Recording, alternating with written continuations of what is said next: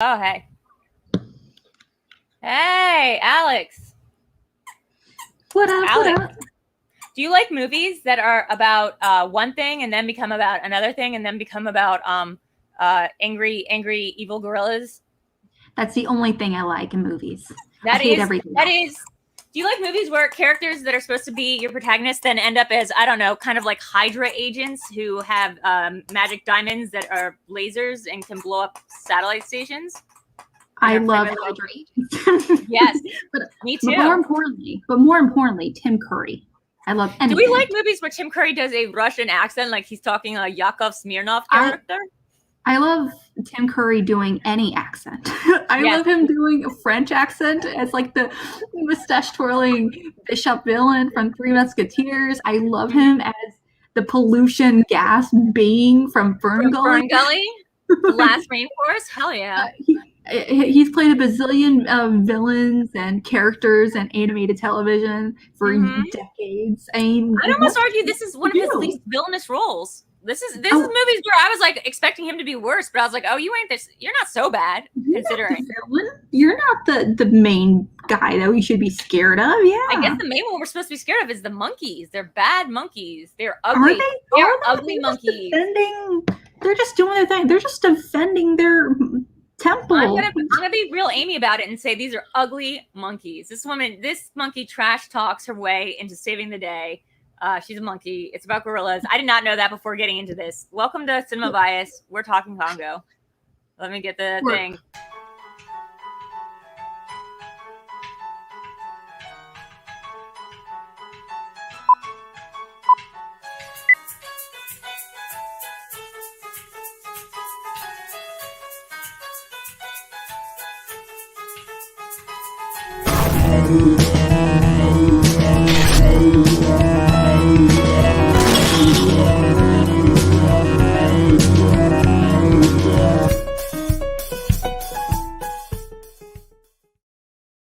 So it's monkeys. It's Bruce Campbell.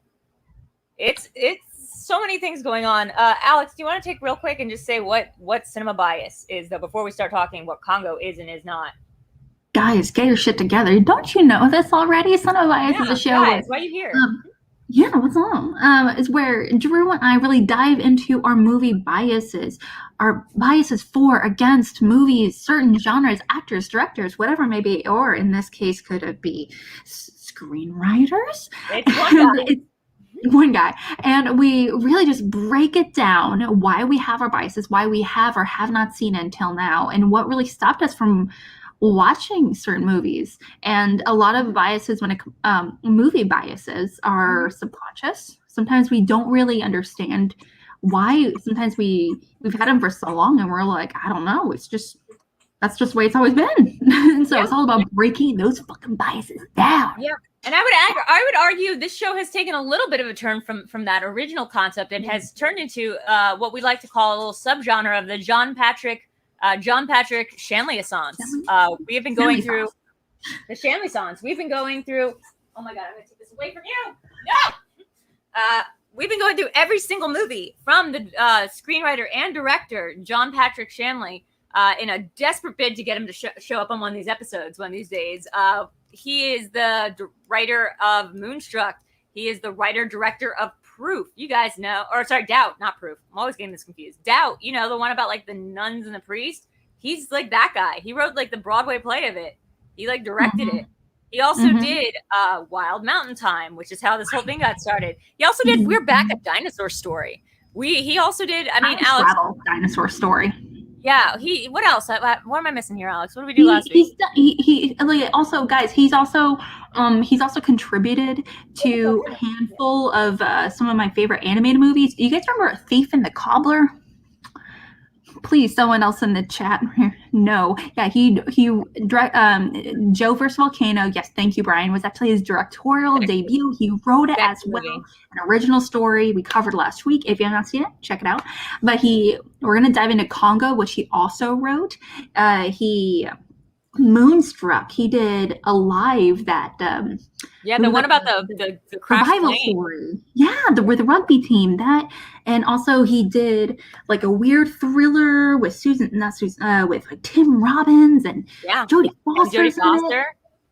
And then he did this one, January Man, Kevin that we're going to be Kline. talking about at some point. He's just done a lot of weird movies. I mean, not weird, but like his filmography is all over the place. I'm obsessed with it. I like need to know everything about him. Like I just need to read a biography about like what his life has been like, because Congo is so far from doubt.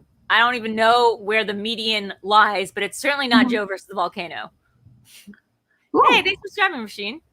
Hi.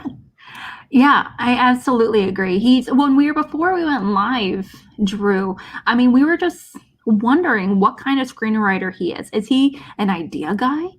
And he just like does everything from start to finish? Like, I feel like if you're, especially like when he did the movie Doubt, where he wrote the play and that eventually became the film, obviously that seems like it would be his start to finish. But when it comes to something like Congo, it feels almost like a studio kind of threw him a general story idea and they're like, go at it, have fun with the writing of story. Yeah, I mean, cool. Yeah, but I mean, I will say this man also seems like very passionate about his research. Like Joe vs. Volcano, again, like he wrote and directed that, and it's so clearly his. Like the voice is his. Like it's so stylistically like unique that you're like, this is one person's like brainchild. Congo also weirdly feels like just like I wouldn't be surprised to find out that he just wanted to do a deep dive on like, he's like, what if I just made a genre film? He does love genre films. He's like, what if I did a genre film that was like, starts out like it's just sort of kind of like a comedy adventure movie. What are you guys into? Not tonight. I absolutely agree. It's sort of like about like a bunch of different things. Diamonds, a guy who's like friends with a monkey who can talk using like a little thing, like, you know, Ernie Hudson doing the best accent I've ever heard. Sorry, Tim Curry. Ernie Hudson might win this movie. Like outside of I've seen Ernie Hudson in a bunch of things recently, the Ghostbusters guy, but he's doing such a good, perfect accent. Someone compared it, I think, to Clark Gable in the chat. Like it's this perfect, I don't know. It's such a good accent that sometimes I would look up and I'd be like, is that Tim Curry? No, Tim Curry has the Russian accent. Like never forget. Also in this movie is Tony Todd, I think, Candyman, Mr. Echo from Lost. No, it was not. Nay. No, there's Delroy Lindo. However. Wait. But there's a bunch of people in it. Are you sure that the guy there are a handful of there's a handful maybe it's Delroy Lindo. You know, you might be right. I thought it was Tony Todd playing the guy who's like, get off my Sesame role or whatever. There's Ernie Hudson. You might know him best from, you know, Ghostbusters, obviously. Great accent. And there's like a handful of other actors. They're known primarily for being like extras in a lot of action movies. John Hawkes. I was like, John Hawkes, yeah. Bruce Campbell and John Hawkes in this movie for a hot second. Kevin, I can't pronounce his last name. Kevin Graveau. He's in it, and he's been in a ton of movies, including like The Mummy. He's been in like just a crazy amount of movies. That Tom Barry. If you wouldn't, he's that guy. You know who I'm talking about. He's been in every movie imaginable. Oh, you know what? I think I was thinking of Delroy Lindo, but he looks a lot like Tony Todd in the one scene that he's in this movie. He's like the guy who's like, get off my sesame roll. Yeah, sesame cake. He says, stop eating my sesame cake to Tim Curry. And Tim Curry like gives this look like everything. This movie's just jam-packed with actors in these like random small roles. And you're like, what movie doesn't? Who's not in this movie? It feels like that. It really does. It is so good. But then in the last, I would say this movie is special because in the last, not even third, like maybe the last three, like the last fourth of this movie just becomes a straight up horror movie. Like it just becomes it goes from being like a fun, like, you know, like romp kind of adventure movie to being like, no, there are like monkeys and they are more intelligent than us. And these like monkeys are guarding this thing and like they're crazy looking and they're people killing monkeys. And you're like, wait, what? Like, I did not think that's what the movie was about. What? Not me. Did I show you? Yeah, those monkeys. Amy Pretty. Yeah. I've never had sesame cake. Yeah, I mean, that's the best part of the movie. Real quick, Alex, have you ever seen Congo before? This is like a fan favorite or unfavorite, depending on who you talk to. I see some people in the chat loving this movie. I also see some people in the chat who I think this is like a stupid movie. Let's see. Yeah, this movie is absolutely stupid and bonkers. I do want to clarify that. And I also watched this being like, I can't tell if this is considered a racist or not. I don't think it was that bad, but I definitely think there were parts of it that like, look, I think that he definitely took a look at this movie and was like trying to parse out the African, like the regions of Africa and like what their relationships were to each other. And like, he did his like homework on it, but it doesn't make it less like bad in some points. Like some points. Other points are great. Like Ernie Hudson's character, fantastic character. Absolutely. Well, there's no points where I don't feel like any of the characters in particular was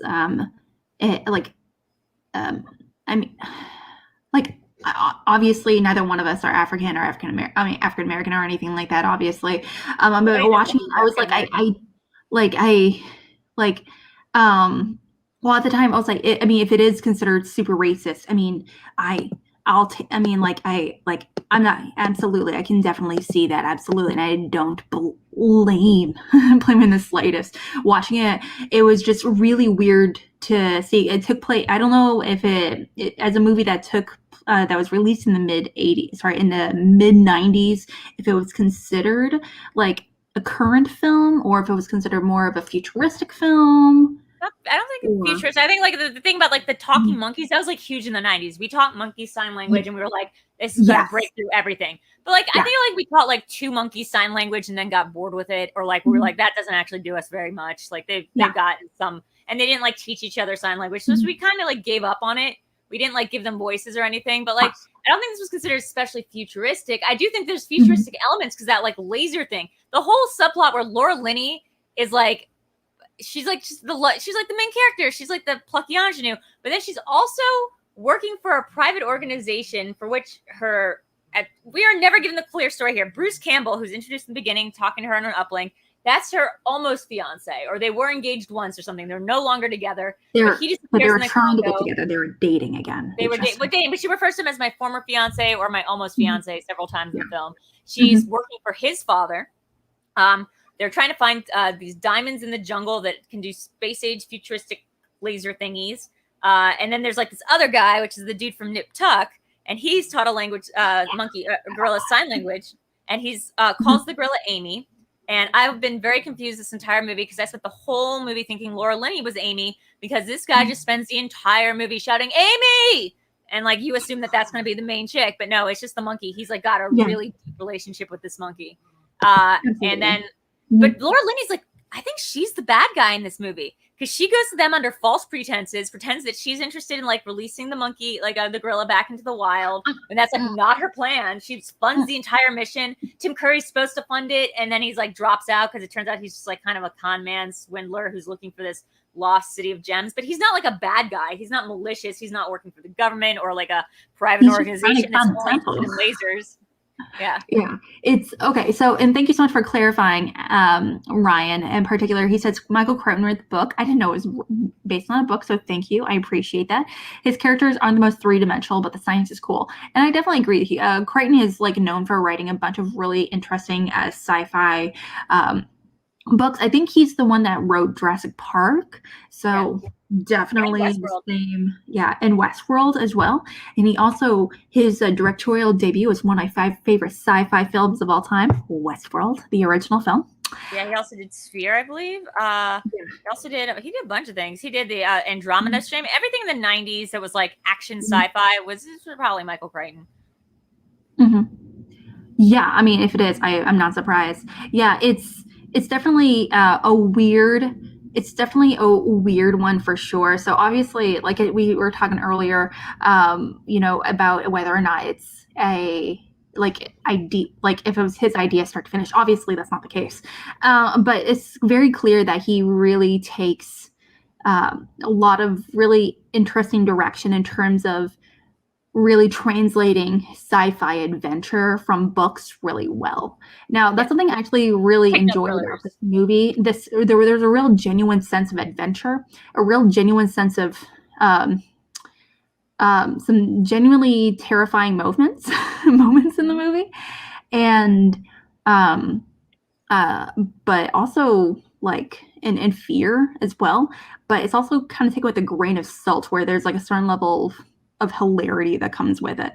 Like you That's when you for a hilarious movie. like Bruce Drama Campbell, strain. you see the body there, and with I mean, that was not funny. The Bruce Campbell moment, I was like, wait, so is he dead? Because they finally find her fiance near the end, and they're like, oh, it's dead. And then we flash the body. It's like out of the ring. His head is turned on backwards. I was like, oh my God, is he dead? He's so dead. Yeah. Mm-hmm. Yeah, I mean, but because it looked so obviously like a doll, it was laugh out loud funny for me personally, that moment. I mean, it's called Congo, absolutely. Many layers of colonialism, absolutely. Fears of the scary gorillas attacking them, because of all the terrible things the world has done to the region, probably. Of course, yeah, no doubt about that. That's like a whole entire conversation right there. That would be the entire bias probably of the cinema. This cinema has a bias, and the bias is it's pretty racist. But I would say, considering that John Patrick Shanley didn't write the source material on this, and like I don't feel like we can really take the movie to task for the things that were written from the source material. Like, as you know, it was a different time. The 90s were trying really hard in some ways, but like, you know, as of today, standards probably fall short in a lot of others. But I feel like this movie does like try to give the characters some depth. Like the Ernie Hudson character, again, is just so great. Like the amount of like, you know, tiny characters we only get for like one scene. Like the Delroy Lindo character gets this one scene as sort of like he's a rebel, I think. Like the city, like in the like military, like rebel military leader. Yeah, he's a rebel military leader. The whole country's like, it's sort of the borders are at flux. Laura Linney, again, as like a private citizen who's worked for the CIA, we find out, because they like discover that immediately. They're like, oh, you're lying because you used to work for the CIA, and now we don't know what you do, but you're certainly not here to like help monkeys with your millions of dollars that are funding this mission. And she's like, I don't know why I'm here. And you're like, wait. Well, that's the thing. Well, watching it, I kind of felt for her, because she never directly lied. She's kind of, okay. Not directly. No, you're like I feel like she lied by the association, but she never directly lied to his face and be like, yeah, our sole purpose is to do this. She's like, oh, you're. I mean, I guess they know that she's not being upfront with that. It's not just she's lying; she's just being shady. But she's also funding the entire mission. So, like, what are they going to do? It's not like they're obtuse or like haven't figured it out that she's doing something weird. It's just like, what are they going to do? They want to bring Amy to the jungle for some reason. Like the motivations of the guy is that our main hero, I guess, is that he really loves Amy the monkey, but Amy wants to go home. And she's been drawing pictures of a forest, so he's assumed she wants to go back to the forest, so he needs to spend all this money crossing, you know, rebel militia borders of this country that's also in the like having an active active coup, a volcano exploding. There's like there's extreme weather, we hear, like at one point, like they have so many things going on in this one region. They've like, it's like that airplane joke, like they picked the wrong week to go to the Congo. Like any other week, things would have been a little bit better. Yeah, there was a lot. It's like, I mean, it's like, it's there. I remember, well, that's something I was a little curious about, because for a movie that's called Congo, I felt like it took almost a smidgen too long to actually get to Congo, which I thought was interesting, honestly, outside of the opening scene. Yeah. Sorry. I think the pacing is weird. We spent a little bit of time like on them. I didn't think it took too long to get there, but I will say like the third act felt incredibly rushed. It feels like we should have gotten to the site, the exhibition, excavation site, like with the diamonds way earlier. Like it feels like that whole third act where they suddenly are at war with these aggressive monkeys that were bred by ancient people to protect the diamonds, and they're hyper intelligent and aggressive. We get that in like the last 20 minutes of the movie, and that's, I think, supposed to be the point of the movie, is that there's a species of like hyper aggressive, super intelligent monkeys that have been guarding. I guess have been bred to guard, or they're immortal. I don't know which one of the two, because they've been around forever. Inbred, and that's like what they're. That's the only thing they know how to do is is be aware of machinery that they would have no idea. Like these people come in with turrets of lasers, so they have they just set up a gun turret, but it's mechanical and it just is space lasers. They learn very quickly, I guess. Yeah. Hold on one second. I think one of the. Yeah. So it's this movie in particular. It's a really interesting mix of, a thriller, adventure, comedy, and this movie in particular is a lot of that adventure. Obviously, comes with like this sense of adventure, travel, and everything. Obviously, which I feel like every actual adventure movie involves travel to some extent. The thriller aspect, because people are literally have died in the opening scene, and everyone has some kind of motive, small, like their own individual motive, and the interactions with each other as well. Kind of, some of them feel like a genuine connection. Others feel like really weird and iffy. Like Amy keeps calling Laura Linney's character like ugly lady, kind of like, or she eventually calls her pretty lady kind of thing, and or pretty woman kind of thing. That gorilla she is so mean. It's almost like the end of it. Sorry, I'm realizing I'm not speaking into my mic. It's almost like the end of. Hey, Adelia. It's like the end of It Chapter 2, where they kill Pennywise. Spoiler alerts for It Chapter 2 by like roasting him to death. That's basically what happens at the end of this movie. Except Amy shows up right when the gorillas are gonna like just destroy our main two heroes, the CIA agent lady with the crystal diamond and the guy who just shouts Amy a bunch. Two characters left. And Ernie Hudson, thank God, makes it out of this movie okay. Yeah. No one's worried about like where Ernie Hudson is and all this. He's alive. So good. Amy shows up and she's just like, shows up on the gorillas. They're all ugly and gross looking, and she's just like, ugly gorilla. And they're like, what? And she's like, yeah, I'm a mom, this is my kid. And you're like, those gorillas do not know sign language. I mean, they're hyper intelligent. Maybe they figured it out. It's that aspect of me of it was actually like it was actually the saddest moment in the movie to me personally, just because you kind of realize this gorilla is really in a unique position, complete fish out of water, where it can only communicate with humans, but it can't connect with humans the way it can with gorillas, but it can't connect with or communicate with gorillas because it didn't grow up in because it was taken away from its environments, and also it can't communicate the way traditional like with the gorillas that were raised in the wild by comparison. Yeah, like it can talk sign language, and it also has a voice. So the voice is, if I'm like the voice is a female voice, but it like sounds weird. It's like Amy. It's like a computer voice like or something, right? It's a computer robot voice, and it's like can only say basic simple words, and like talking to gorillas isn't going to work. I do think, actually thinking about it, probably the hyper intelligent gorillas you're supposed to understand that they are so smart that they immediately picked up sign language and just backed off because they didn't like being called ugly or whatever, because they just immediately back off. She doesn't do anything. She doesn't like bare her chest. She's just like, guys, you're ugly. Get away from my kid. And they're like, sorry, ma'am. Like, sorry. Let's go. Well, I think it was just more like she showed, like, I like to think that she showed like a certain, like, the sense of protection, like a gorilla is protecting these humans. Therefore, it's okay. Yeah, I mean, also there's a volcano exploding, so maybe they had like better things to do because like immediately during this, the volcano exploded. Yeah. I mean, it is for sure. It is such a 90s movie in a certain way. They're like, oh yeah, we forgot to mention like the volcano thing, or maybe like Joey Pantalone mentioned it for like 1 second. Oh yeah, because he's in this movie too. Everyone in the 90s was in this movie for 5 seconds. Everyone. But like, can I say, like, Ernie Hudson is the star, in my opinion. I thought it was gonna be Tim Curry who takes it away, but it really was Ernie Hudson. Who just slayed in this movie. I kind of don't want a movie about Ernie Hudson. Well, I mean, especially I actually really liked his character quite a bit more than I significantly thought. But I just really want to actually scratch that. I want a movie that has like an adventure between Ernie Hudson and Tim Curry in their adventure. You know what? That's a great point. I want to see the prequel that's about, because they mentioned that Ernie Hudson and Tim Curry have gone on a mission before, and that like.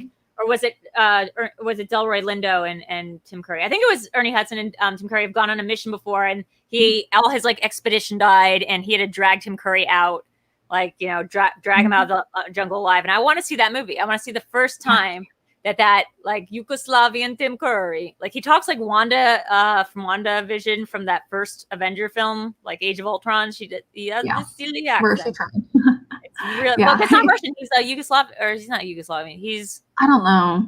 I don't know. Some vaguely Eastern European. He's not supposed to be Russian. He just sounds Russian. Well, it just sounds vaguely European, but it doesn't sound like a real accent. It sounds like a much super exaggerated, not real accent. Honestly, when I was watching, I was like, that can't be Russian. None of my Russian friends sound like that. That doesn't make sense. So I kept thinking, is it like maybe the Baltic regions and Bosnian or something? And I was like, no, I lived in St. Louis. That does not sound Bosnian. St. Louis has a huge Bosnian population. That's why I mentioned. Romanian, yes, thank you. Yes. But I just remember thinking it's vaguely Eastern European, but I think that's the point, because it felt like he was a very because it seemed like he was being geared up to be the main villain. And but it's her like, or almost but it's because he was geared to be a villain. It was almost like he was supposed to be a great picture, but this is what Congo is in a nutshell, folks. There's got this scene in it. Oh gosh, it's so bad. But also it almost as if I wish he was a villain, like a horrible East European stereotypical villain from like Indiana Jones movie. I like that he didn't. I'm gonna disagree with you on that. I like that he zagged on this, because you see Tim Curry in a movie and you're like, oh, he's the bad guy, and you're like, oh, he's sort of shady. He's after the diamonds, but like that's it. That's all he is. He's kind of shady. He's after the diamonds, and that's the only thing that's bad about him. Everything else seems like perfectly nice, and he's almost kind of silly. Like he's like eats that sesame cake when he's not supposed to, and he's more of a goofy character. He's super nerdy. He's just super nerd. Just like, I'm just here to find the temple. Bad. He doesn't like screw any of them over to go like get the diamond. He doesn't like kill anyone. He's not an actively bad character, and he's at least more than her. He's upfront about what he's doing. He's like, I'm here to go get diamonds. Like that's my agenda. Like I thought I had money. I do not. Yeah, he's like I thought I had money. It turns out I don't. Like that was basically the biggest con he does is like pretending he has money and then not having the money. It's a huge con. It's sort of a huge con, but it's not like he was in so deep for them. He just kind of showed up to the plane and was like, "Oh, sorry guys, turns out don't have the money." And I thought he did. Okay, the movie could have ended there, but like luckily the secret CIA princess was also on the trip. I love him. Yeah. Yes. See, exactly. Ernie Hudson, Tim Curry movie. Absolutely. I wonder if Ernie Hudson was trying to do Tim Curry's accent, because it kind of has that posh British sound, but it is like it's an old accent. Like it sounds very much like an old-timey British accent. It's so good. Wish I could play a clip for you guys. Right now, everyone take 2 seconds, Google Ernie Hudson Congo, just play it in your other earphone, and it's so good. Yeah. And it's Tim Curry's character in particular, it's clear like it's like I don't know how much of it is like truth and his character's truth in this sense, because a lot of characters talk about how he has like such an extensive history. So it seems like he's been on quite a few adventures. So I don't know if it's like strictly a much more ridiculous, less cool version of Indiana Jones potentially, but he's definitely been around for sure. Well, and I will say this. Hold on 1 second. They do, Delroy Lindo doesn't like him. A lot of people don't seem to like him as a character, but they never say that he's actively bad. They're never like he's a villain. He's gonna kill you. He's gonna screw over your team. They're just like he's kind of an asshole. Maybe you don't. Well, he's definitely corrupt. I mean, his character's a very stereotypical military rogue leader. Wait, Delroy Lindo or Delroy Lindo? Yeah, Delroy Lindo. His character. I think he's just supposed to be because he literally took like $50,000, however much, because he could, and he just looked at him and he's like, "I'll give you safe passage if you give me more money. Otherwise, you're fucked." That's a rebel leader. He's not their personal guide. Like he took the money. Like a rebel leader. He's not by definition is corrupt. I mean, he's not the government. He's a rebel leader. He's not the government. Like, right? I think that's it. He's like, I don't think he's exactly a freedom fighter. Though. I think he is. I mean, like, well, rogue leader is kind of a freedom fighter, I guess. Now I think about it. No, that's the thing. I think the point is that he's literally dealt with the uprising of the country while it is going on, and it has just happened. So he's now in a power position that he wasn't in before. And yeah, he's going to take the money. Like, again, guys, maybe I'm totally off here, but I read it as like, he's going to take the money and stuff because he's like a freedom fighter, but like, he's not, and he's going to tell her like, that's not a good idea to go off with Tim Curry, but he's also going to be like, it's not my problem. I'm not like head of the jurisdiction around here. I'm letting you guys in the country. I'm taking your money. And like, that's it. I wash my hands of this whole situation. I don't think he's like corrupt, like a politician. Like, I don't think he's like that guy. Because like he's not supposed to be like a political figure, like a political leader. You're absolutely right. I do think that you don't have to be a political figure or anything in order to be corrupt. Sure, but I don't see where the corruption is. He's not like a business leader either. Like he didn't steal from them.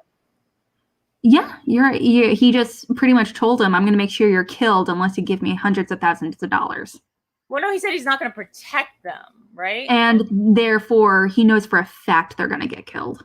Look, he's not saying he's going to send it. I don't think this guy has like time or energy to deal with a hit squad. He's just saying, I'm not going to. No, he's just laying. No, absolutely. I absolutely agree with you. He's just laying down the facts. And he's like, hey, I'm not going to protect you. You came into our country knowing the situation, or maybe you didn't, but it doesn't matter if you did or not. They already spent a lot of money crossing the border. You to any extent unless you give me some serious money. Yeah, he's like, I'm dealing with the uprising of the country absolutely. No, I agree, absolutely. But by definition, he doesn't care about their lives. Yeah. So wait, go ahead. Sorry. He doesn't care about whether or not they live or die. He just cares about getting his money, and that's totally fine. Absolutely, considering he's a corrupt Ugandan officer. I thought he was from another country, but for some reason they're saying he's Ugandan. Okay. Oh, remember they start off in Uganda and then they move borders to Congo. I'm not saying that he's not corrupt. I'm just saying that like I wasn't clear like what his role is or whether it was his country doing the uprising or another country. So he's Ugandan and they're going across the border. He was one of the people leading the military coup. So it's a military coup. So it's the military. Okay. Yeah, that was leading the military coup to assassinate the president, and they failed at assassinating the president, and that's why. Remember, because when they're at the airport, they said, they planned to assassinate the president, and they failed, and that's why everything's fucked.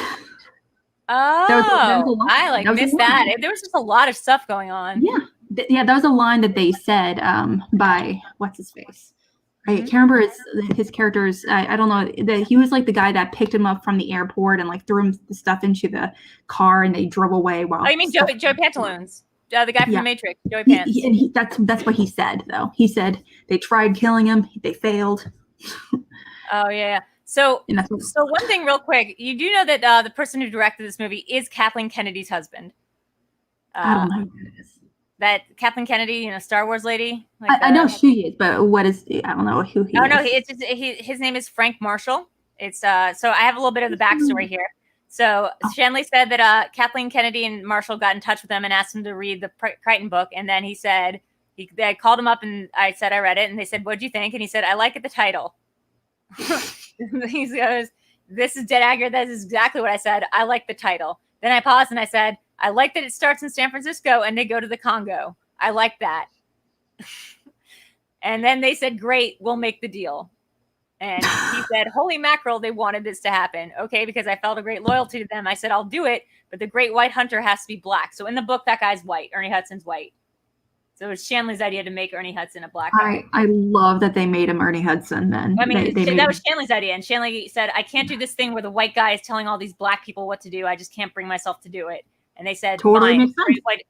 So yeah, but like apparently the guy's title was the Great White Hunter. And they just switched that around.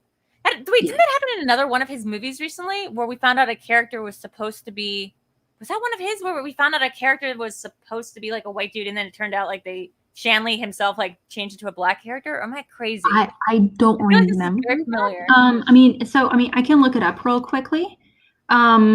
Where why do I feel like that's familiar? Okay, so let me go ahead and list some of the stuff. Like, Okay. obviously, didn't happen in Doubt. No. Obviously, didn't happen in Joe vs. Volcano. No. No on Moonstruck. No. Um, It was a different movie. Oh God, but it feels like this um, happened very recently. definitely not on We're Back. Obviously, maybe it's Alive. I mean, that's based on a biopic, and they're No, it's like, not like I've read. It's not like I I've read haven't this seen it, before. but I imagine they're all.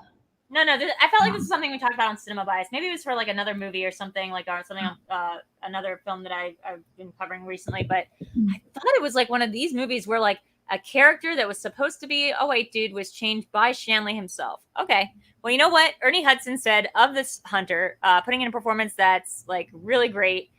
He said, sorry, I'm reading He's so through it. funny. I mean, it's so good. So the animals themselves, I do want to just, I'm going through this little oral history right now. The animals themselves, I couldn't tell. Could you tell if they were CGI? And I knew they weren't CGI, if they were animatronic or if they were real people inside a monkey outfit. I could not I thought tell. it They was kind real of moved. people in the monkey outfit, honestly. That's what Eric Like, said.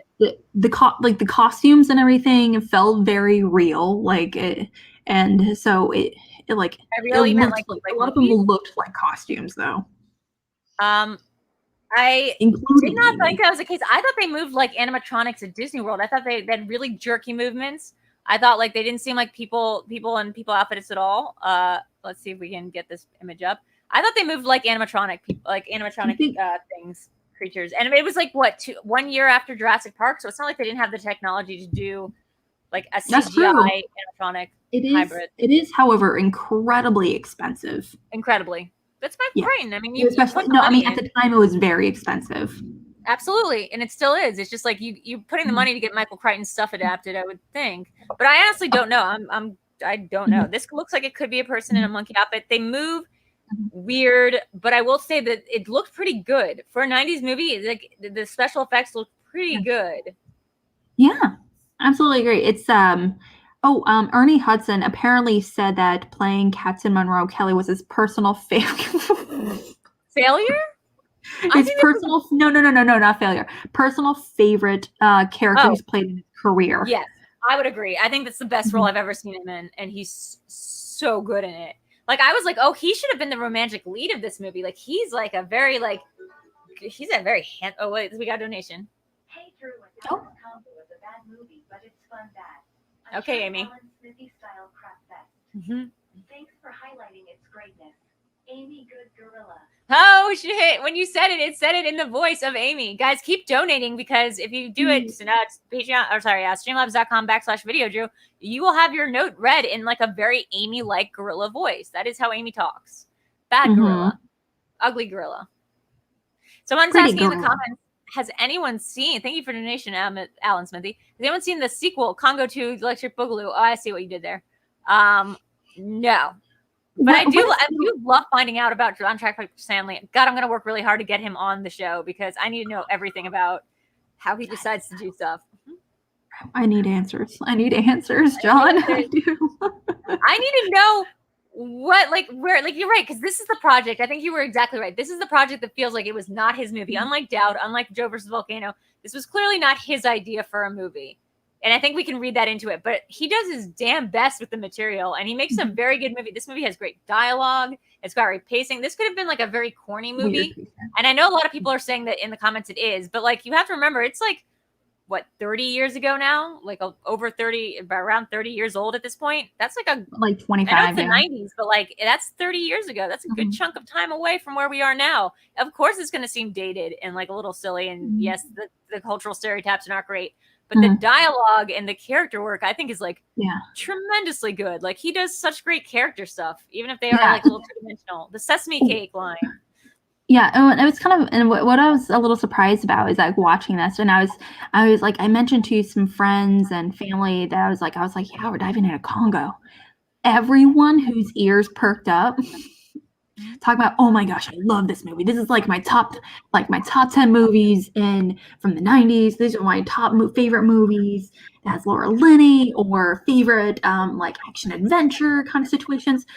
Almost all of them were Black, which I was a little surprised about, and I was like curious, and I was like, really, and I was like, And they just talked about, yeah, it's like they mentioned, yeah, there are some problems, but it's absolutely a fun time.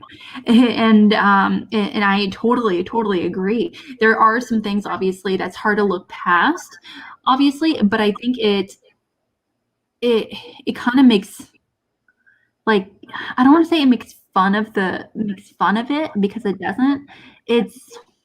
But at the same time, it doesn't really make light of it, if that makes sense. I'm not really sure how to put it. It's got a very bad score. People like think it's very campy, like Rotten Tomatoes, Metacritic. However, like Roger Ebert gave it 3 out of 4 stars, calling it a splendid example of genre no longer much in fashion, the jungle adventure story. Absolutely fair. I mean, like with the Jungle Cruise coming out, that new The Rock movie, and like the updating of the Jungle Cruise ride at Disney, I think like this conversation about Congo is pretty like relevant, because it's like, what stereotypes and tropes do we need to throw aside? And I think like his decision, Shanley's decision to just like turn the character that apparently was supposed to be based on Alan Quartermain, the Sean Connery character from League of Extraordinary Gentlemen. Like that's who the Ernie Hudson character is like based on, and in the book he's based on. And like to turn that character into Ernie Hudson is so cool. And I love the idea that Shanley was like, I like the title. I like that they start out in San Francisco and they go to the Congo, and then just like expected them to just drop the subject. And they're like, no, turn it into a movie. So this movie, 2 more things. Crichton was supposed to direct it, but then he found out that he wasn't allowed to use a real gorilla for Amy. And so he got mad and he left the project, which is hilarious. Imagine being that mad because, like, not FEMA, like, because of the animal organizations being like, you can't use an actual monkey in this. And he's like, I'm walking that. It's mad. Really difficult to, like, how, like, like, what are you gonna do? Teach the monkey sign language? Like, what do you want to do, man? Like, sure, we so hard already. There are, like, this hard already. On top of that, you want it to act. You know how many monkeys like knew sign language in the 90s? Like, I would say 2 or 3, and you want to teach that one to also act? Like, that's be on set and know how to react on set and react to shit everywhere. It was also at the time, it was the #1 picture when it came out in box office. It was the #1 that week. It got 24.6 million opening weekend. It was the #1 in the U.S. box office. It grossed $152 million against a $50 million budget, so it did make it tripled its money. But that's also a really hefty budget at the time. Sorry. That's also like a really hefty budget for the 90s. Hefty budget, because after the Crichton Walk, they offered it to Spielberg. They offered it to let me see, I saw it for a second ago. They offered it to Spielberg and they offered it to somebody else, but like Spielberg was too busy making cameos, and we're back. Yeah, man. Yeah, Spielberg was like, I'm really busy. Oh, they offered it to John Carpenter. Now, by the way, this was not the year that it came out. This was in in 79 was when he wrote the story. Okay. By the way, it's not like it was. I don't think it was like a book. He just wrote this as a screenplay. Yeah, this wasn't a book, guys. This movie was a screenplay that Crichton wrote, and then he was going to direct it, and then he was like, "No, I can't use a real monkey," and he walked. This doesn't seem like it was ever a book. So this was just his movie. It was his idea he pitched, and then Shanley came on to rewrite the screenplay after Crichton walked off of it. And they were originally shared co-writing credits, but then Crichton didn't want it to be associated with it at all, because like he was like, oh, you made my guy black, like I don't like this, and then you made the monkey a not real monkey, and I don't know, a bunch of other Crichton-y things. But I think the movie's probably, hot take, the movie's probably better having not been written or directed by Michael Crichton. Yeah, not kidding. It's I want to read an oral history on Congo now. I need an oral history about like what was Crichton's, was the part about like the albino apes at the end and the super intelligent apes, was that all Crichton? Because that sort of makes more sense about like why it feels so weird in the third act that like all these different high-tech futuristic ideas are brought into a just jungle movie. Ryan says it was a book. Can you Google it? Really? Let me see. Or I wonder, maybe a short story or something. I don't know. Maybe it was a screenplay. Let me see. Yeah. So it's really interesting. By far, I think that obviously the most interesting character is Ernie Hudson's character as the hunter. Not too far behind. You're right, Brian. Yeah. not too far behind with Tim Curry's character. Like they clearly have like the most history, and there's like there's like more stuff like mentioned casually, or like, you know, you remember this, blah blah blah, where they're like the potential backstory that they had. But also I do want to talk about a little bit about Laura Linney's character, as well as, I don't know what that main white dude, his name.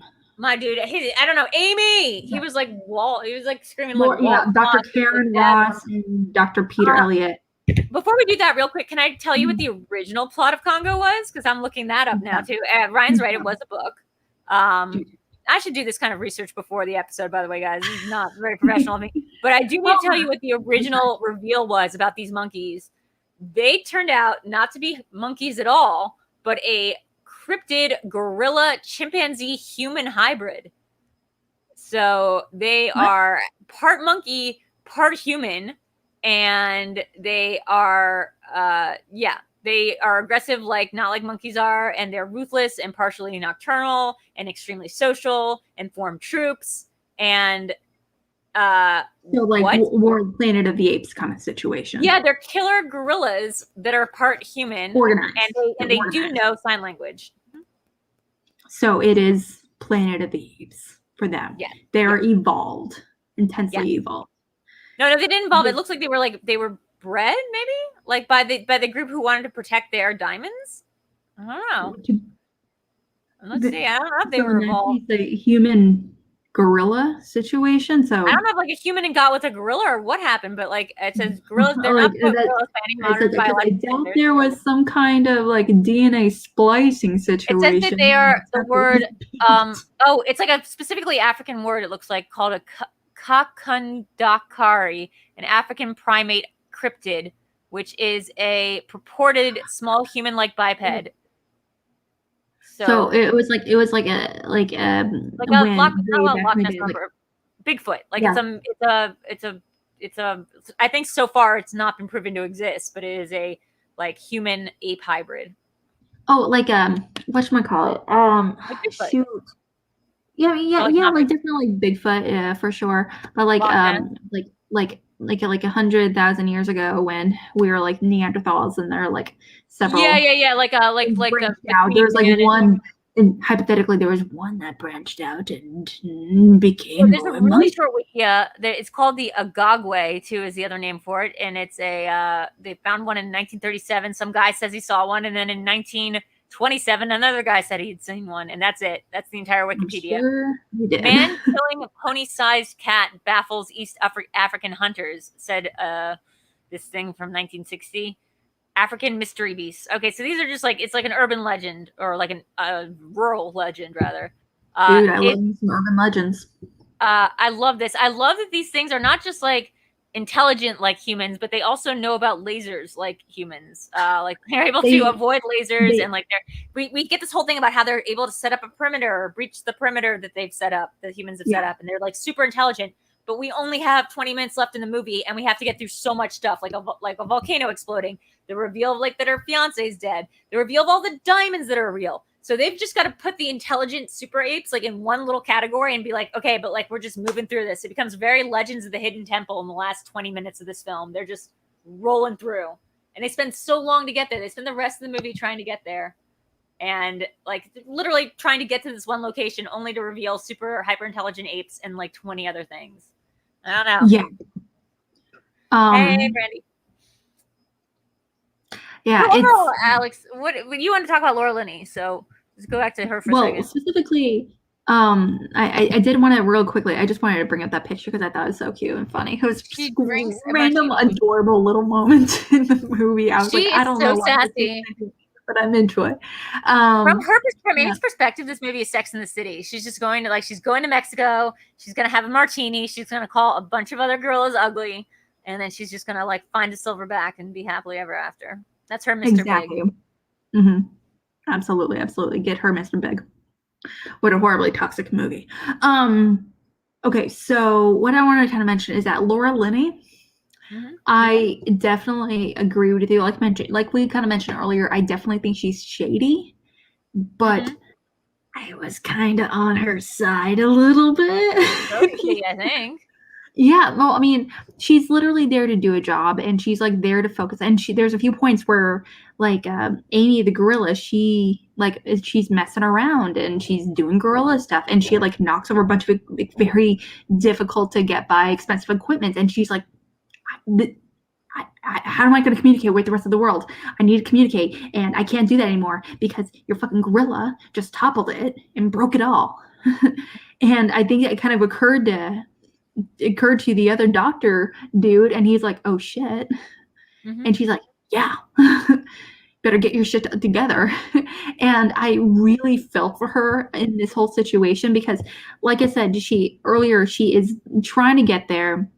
She is a career woman, but she is there trying to find out what the fuck happened with her kind of almost fiance. She didn't see him get murdered, but she thinks he was probably murdered. And then she's pretty much, so she's there to do a job, but she also tells her boss that, like, if it turns out that, like, he's not actually there for his son, who is Bruce Campbell, if, like, it turns out that he's not actually there for the son, but really there for the diamonds, when it's pretty clear that he's there for the diamonds, like, he's not doing a recovery mission for his son. He wants to find the diamond. But she was like, if I ever find out that that's true, then I'm going to be so mad, you're going to regret it. Yeah.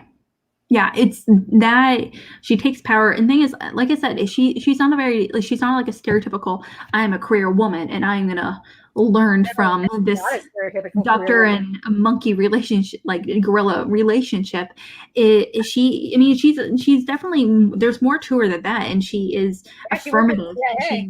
She voices her opinions when needed. She's quiet when she feels needed to. She's a solid character. And I really was surprised by that watching this movie, for sure. And it's, and not to mention, I think Laura Linney is one of the more underappreciated actors. I just know, well, I mean, outside our little film community, obviously we know who she is. But if I asked my brother, my parents, any of my non-film lover friends who she is, they'd be like, I don't know. And I'm like, well, have you seen this X, Y, and Z? I think, isn't she Oscar winning? I'm sure she is. I feel like Laura Linney's one of these people. Yeah, she's not like an A-list name, but she's definitely like a pretty big. I would put her on like she's never won an Oscar. She's been nominated 3 times. Yeah, she's like one of those. She's one of those actresses. When I think of her, I think of Philip Seymour Hoffman. That's because they were in that movie together. That sounds like another movie. Someone's gonna tell me in the chat what it is. But like, it's like she's very like she plays a lot of like serious women in a lot of serious films. The only time I think she's deviated from that is like Love Actually, where she was a serious woman in a non-serious film. That's true, but she was like, it was such a sad if it's not her situation was what? I'm trying to think of the name of that movie with her and Philip Seymour Hoffman. I can just Google it. Savages. Yes. Oh my God. Thank you. Yes, it is Savages. It's not The Savages. It's just Savages. Just Savages.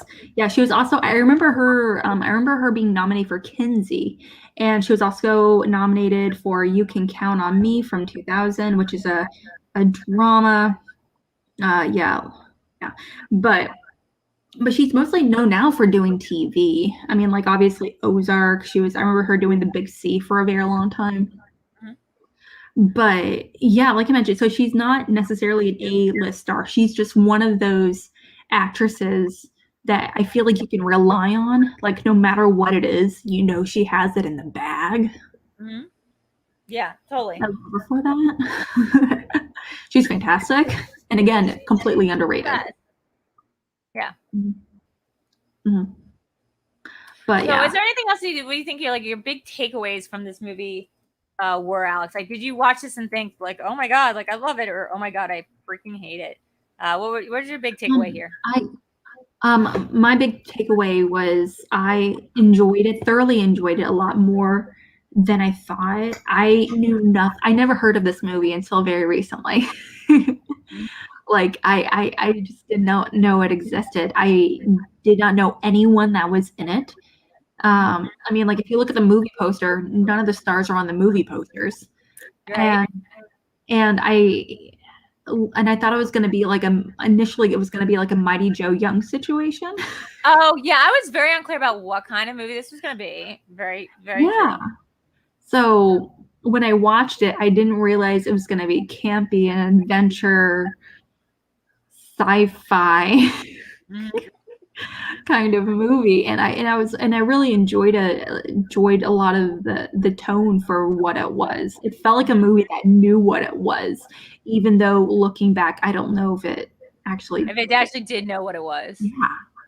Yeah. So like almost like Mommy Dearest. Like Mommy Dearest wasn't filmed as a campy movie that it is known for today. It was filmed as a heavy drama, and only years later do we realize that now. Yeah.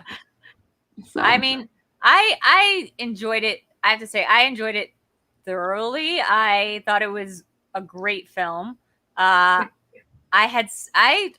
don't know, maybe I'm crazy, man. I just thought it was I thought it was great. I loved it. I know that some people do feel that way, so I know I'm not crazy here. Almost everyone that I know that I talked to this movie about it, they love it. I mean, it's so good. Like it's I see what Crichton was going for, and I see where Shanley made it better. That like it is this sort of adventure, like old timey adventure movie. It's so good. I don't know. I can't say enough good things about it. But I also understand that it is problematic and like it isn't great in the way that like certain movies aren't great on retrospect. But I certainly enjoyed it. Mm-hmm.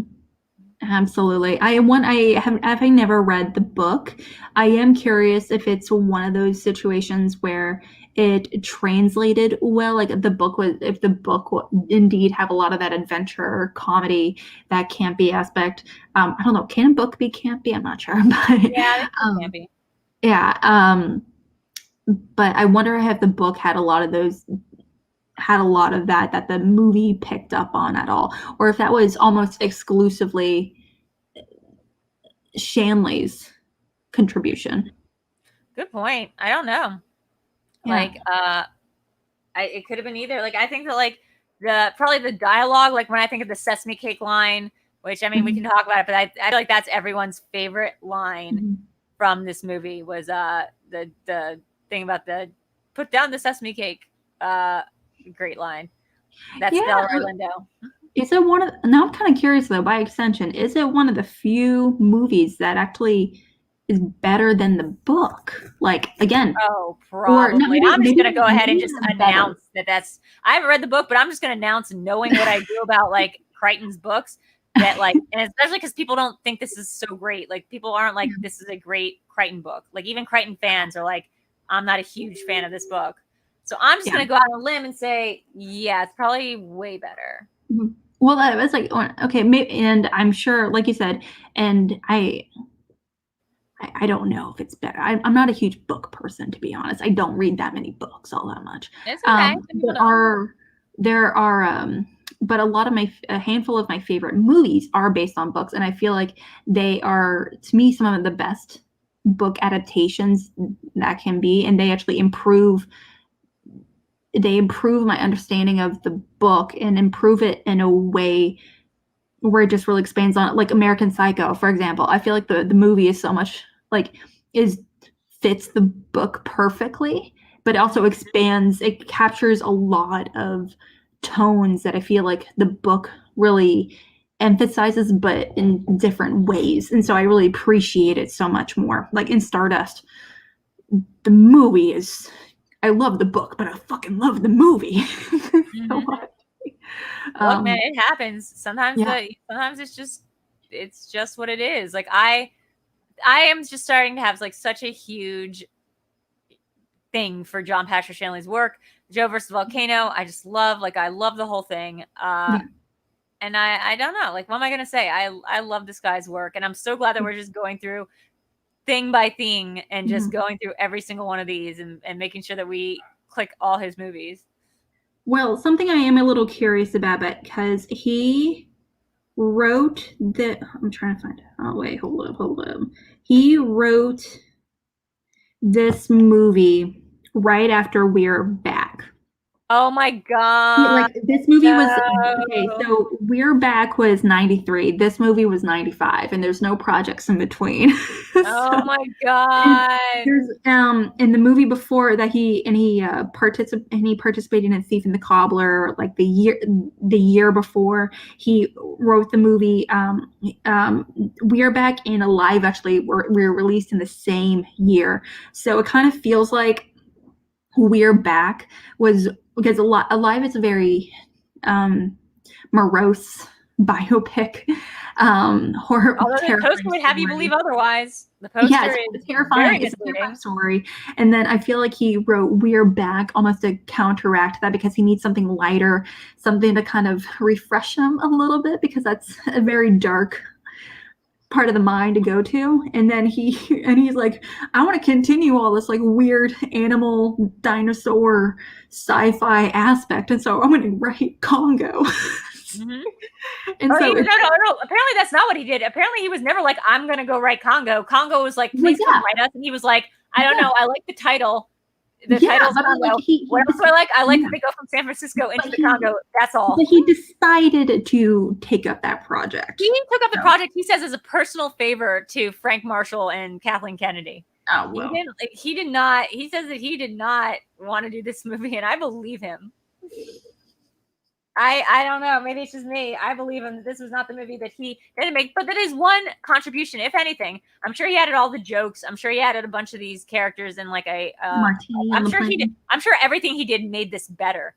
But I'm also not sure that this is like the. I'm sure that this is not the movie that he wanted to go right after We're Back. But maybe he just needed the money. Well, after watching, like after noticing patterns in some of his other movies, what do you think he would have changed further? Oh, I mean, like, I know that, like, oh gosh, let me get my dog. They're acting like such butts.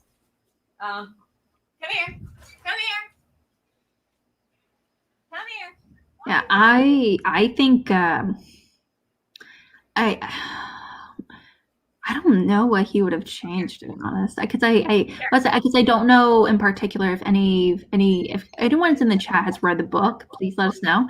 I don't know if anyone in the chat has read the book. I mean, yeah, I don't know. I mean, like, I don't know if there's any like original characters in the movie that are not from the book, or if there was any major. It looks like it was not Crichton's most popular book. You also remember the book was written a good decade and a half before the movie came out. That's like when he first wanted to associate. Like Crichton wrote the book apparently in like early 80s, and that's when he wanted to make the movie about it too. And then like when he walked away, it was dead in the water for like many years.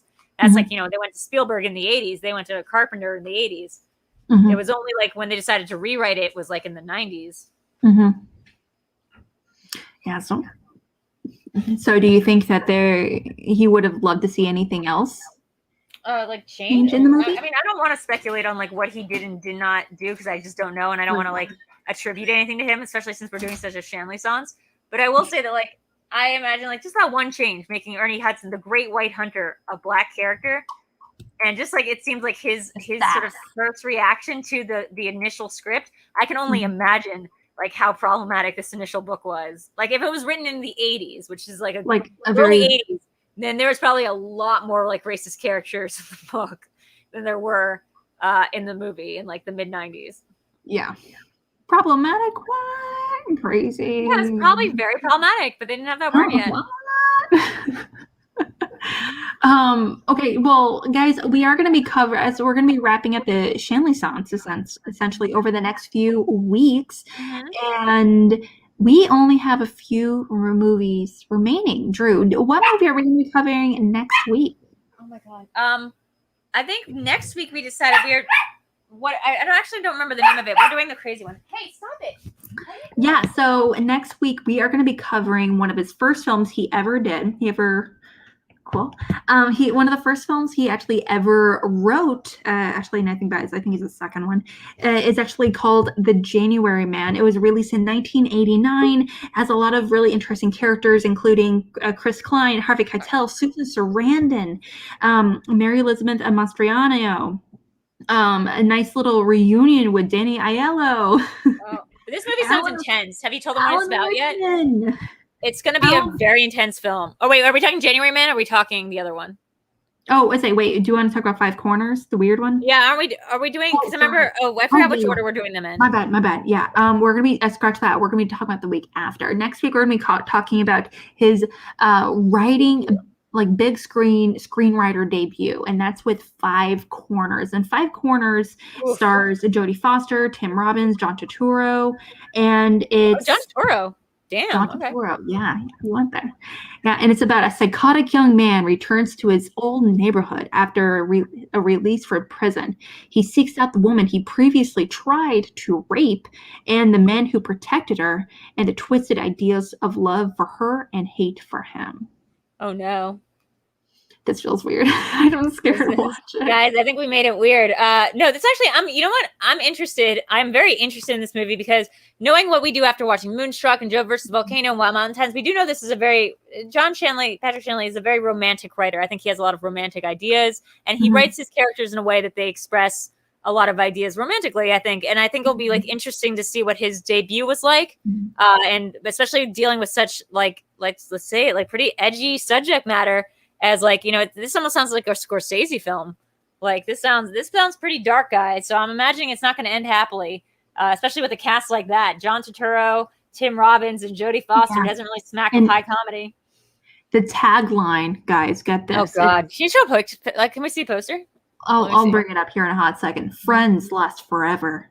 Goodness is its own reward, and there ain't no Indians in the Bronx. Whoa. Oh no, is this going to be kind of like I don't know. I don't want to make any assumptions about what this movie is. Let's look at a poster real quick. Okay, is it a comedy? It can't be a comedy, right? Like it's not it's definitely about someone who tried to rape somebody, so I'm assuming it's not a comedy. No, it's a crime drama thriller. Okay. I am pulling it up. No, that's definitely not. I'm kind of be honest, I'm kind of interested in seeing where this is going. Jodie Foster. Yeah, but Jodie Foster obviously plays the young woman. No. Yes, very obviously. Okay. But which of the guys is playing the guy who saved her, and which is the guy who's getting out of prison? John Turturro speaks to me like of more the prison guy, and Tim Robbins is probably the good guy. But like Tim Robbins plays creepy sometimes. Yeah. I don't know. That poster screams a little bit of like dark comedy to me. That one with the arrow. That's what I'm kind of curious about. That looks like a dark comedy cover to me. Yeah. Like look at the font, look at the way that it's like a crime comedy. Like it looks like, look at the font, look at the way that like the arrow on the back. I don't know. That reads as crime comedy. I hope. I don't know what I hope. Yeah, it's but I don't. Yeah, this is an interesting one, and I'm really kind of curious to see how it's gonna not so much hold up. I mean, but any movie that really focuses on the POV of a killer, of a rapist, or some kind of. We don't know if he's a killer. Yeah, he's attempted rapist, right? He didn't actually do it. Yeah, like he was thwarted. I'm not saying it's good. I'm just saying like we know of so far in the film that we know. Yeah, he went to jail, but we don't know what he did or anything. I'm just saying like let's hold off our reservations or hold our assumptions until we see this film. Absolutely. It's very interested. I'm sure it's gonna be a hot issue. It's any movie that kind of deals from that, like I said, that from just the point of view of a person in that situation, you really has to walk a fine line for sure. So I'm really kind of curious to see how this is going on. And not to mention, this could potentially, based off of let's not immediately call it problematic. It might be, but let's not. You have to walk a fine line, but to be careful.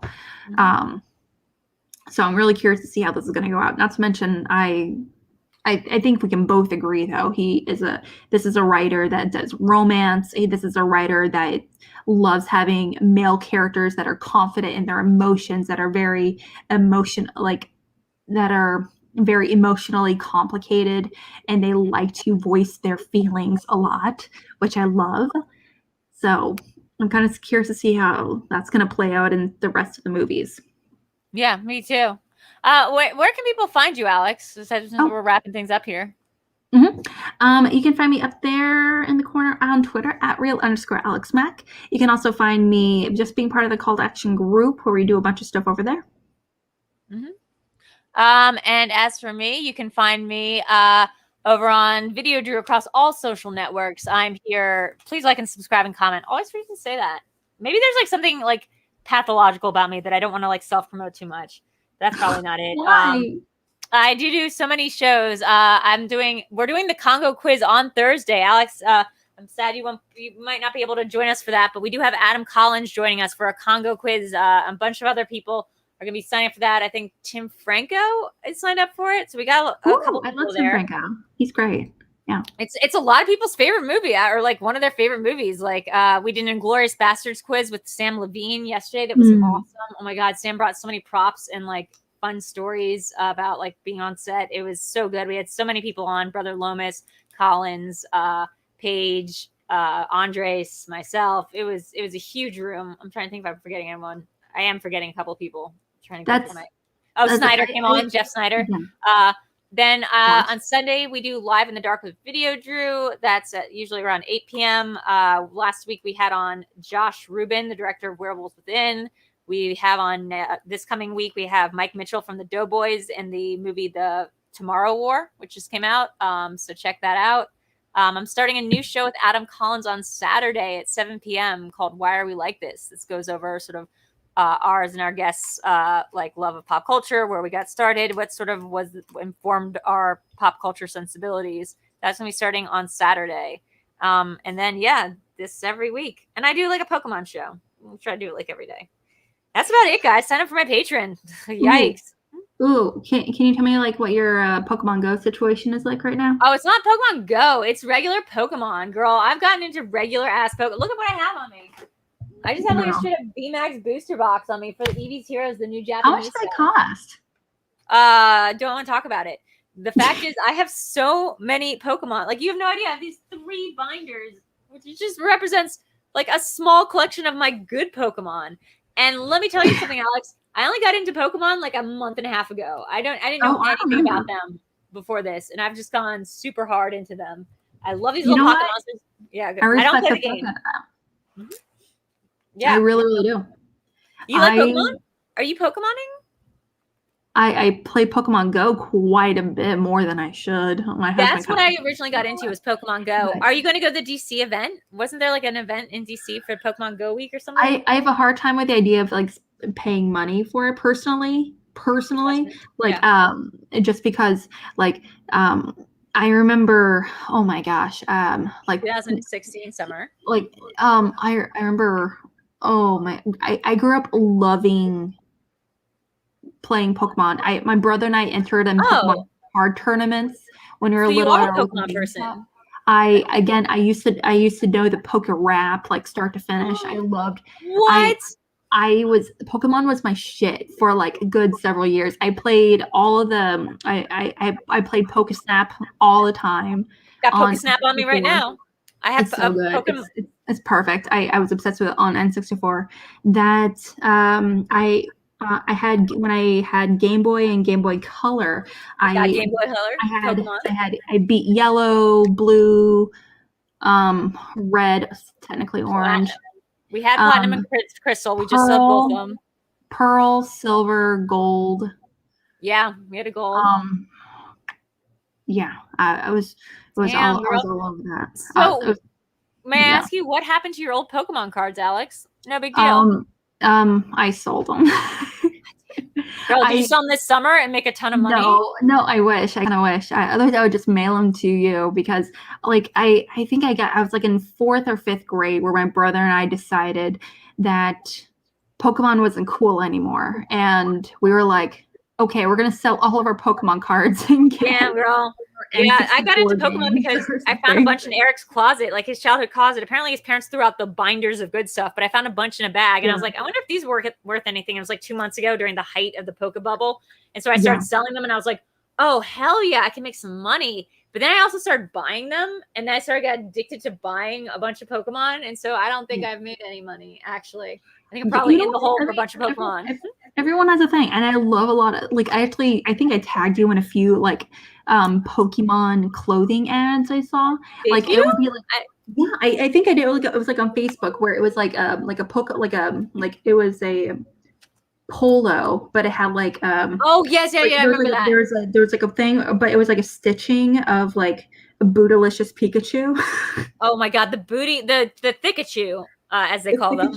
Yeah, it was hilarious. There was another one. where it was like 3D printings of these of humanoid Pokemon. Yes, I love those. That were in like in poses Wait, I have of one. like I have a like look like at this thing. Okay, Mr. 3D America printing. poses. See Doug Trio? No. Oh yeah, exactly. No, exactly Yeah. that.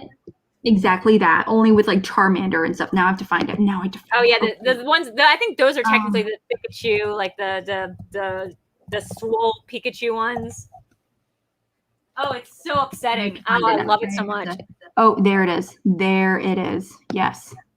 I saw this video of them being made. Charmander. You know what my favorite Pikachu is? Or my favorite Pikachu. Remember what my favorite Pokemon is? My favorite Pokemon is not Pikachu, but it's close. I love it. I love it so much. I might get one of those. Which one speaks to you the most, Alex? Bulbasaur. Bulbasaur. Yeah, that thick, swole Bulbasaur. Bulbasaur just looks so happy. Yeah. He's like, Bulbasaur.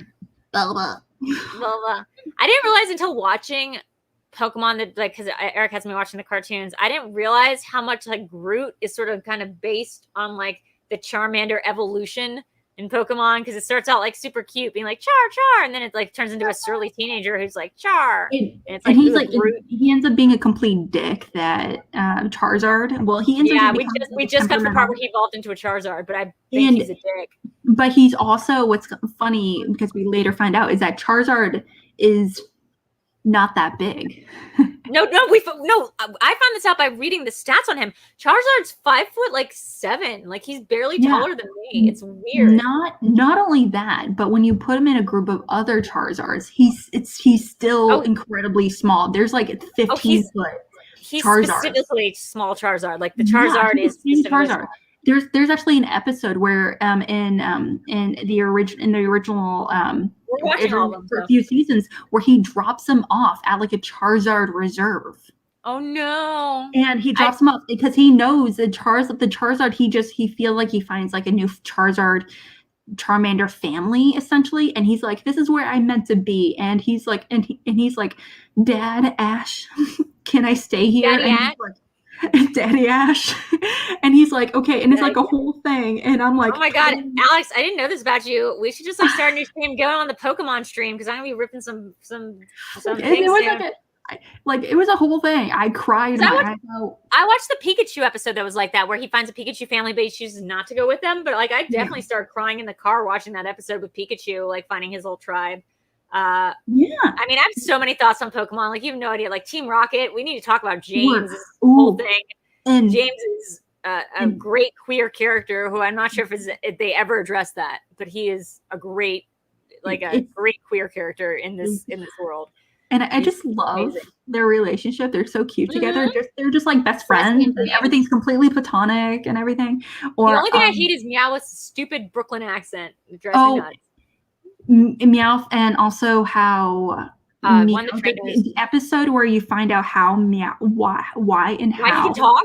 Yeah, and it's so sad. I know we're about to get on James's backstory episode, so I'm really excited, guys. We're almost like at a $1:20 here, so I'm gonna wrap this up here. But Alex, man, we should have you on our Detective Pikachu quiz. Absolutely. Oh, absolutely. It's like cry worthy, and not to mention, okay, this is my last one. Bulbasaur. Okay, go ahead. Bulbasaur has the opportunity to evolve like a whole bunch of times.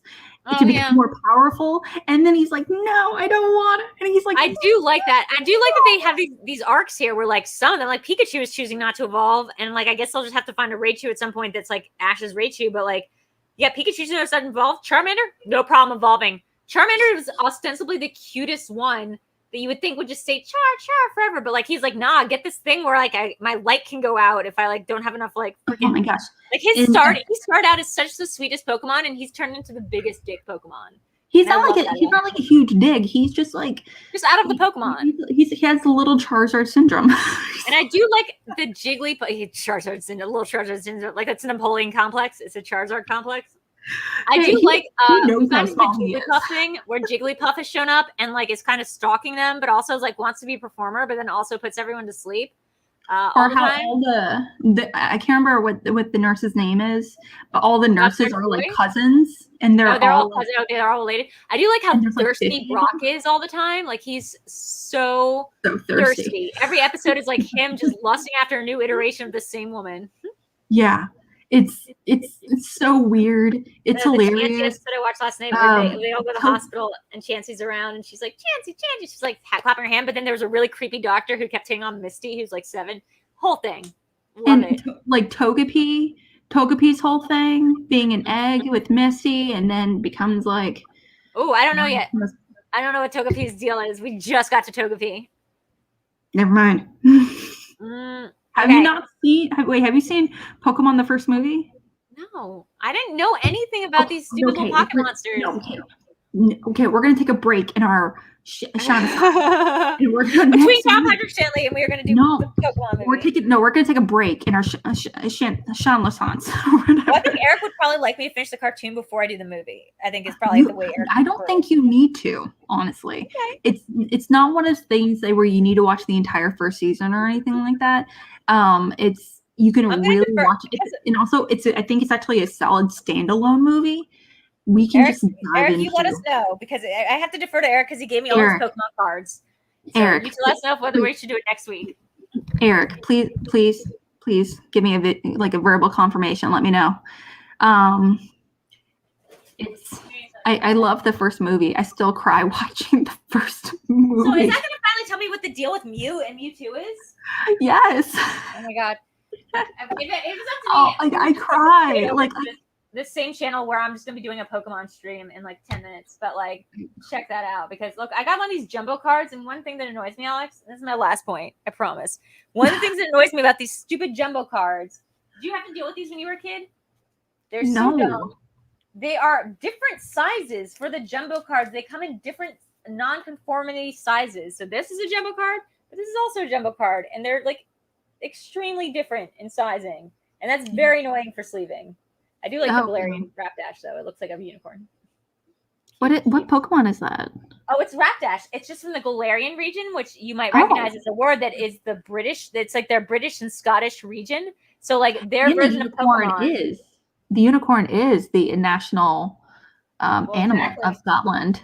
And because why was that selected? Because it was believed that the unicorn is the only animal to kill a lion, which a lion was the national animal of Britain. So Eric is saying we should get the movie is just a nice cap off for the original run, because the show doesn't have a real ending because it goes in the next arc. Yeah. So what Alex is asking is whether we can do the movie. I think she's asking if we can do it for like next week. We can wait to watch it. I just can't wait to talk to you about it. Can I show you Galarian Mr. His name is not Mr. Mime. His name is Mr. Rhyme. He's an evolution of Mr. Mime. He is in a top hat and like a little bowler cap and a bowler cap and a cane. Now Weezing is in a top hat as the Galarian version. The Pokemon are so weird. There's some Pokemon that are like Pidgeotto. Yeah, no, but I'm saying like the Galarian version. Pokemon. The Galarian version, this British Scottish version of the Pokemon, the ones from this region, the Galarian versions are all like dopily like British stereotype, or like they're all in top hats and monocles, and like they're so silly, and like I can't wait to show them to you. So weird. Yeah, I have a whole book of them. I have a whole book right here of just Galarian ones. It's weird. Mm-hmm. Anyway, guys, this has been Cinema Bias and a little bit of Pokemon, but we're gonna figure out what we're doing here and let you know next week if we're gonna be doing a movie about a potential rapist or if we're gonna be doing the Pokemon films. So stay tuned. Anything could happen. And we'll see you guys next week for what I'm sure is going to be, either way, a spirited discussion. This has been Cinema Bias. I'm VideoDrew. That is Alex Mack. And we bid you adieu.